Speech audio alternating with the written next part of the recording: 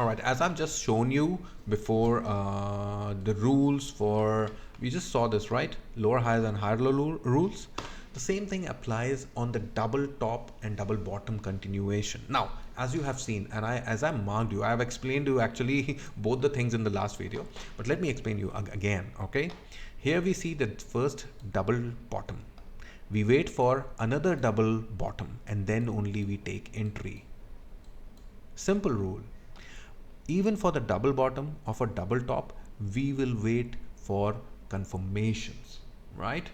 Here a double top was created, but again we waited for another double top, a smaller one maybe. But once it was confirmed, then only we entered here, stop loss here, target here. Got it? So that's how, same with the rule of lower highs and higher lows, you should test your double bottoms and double tops also. Okay, let's move ahead.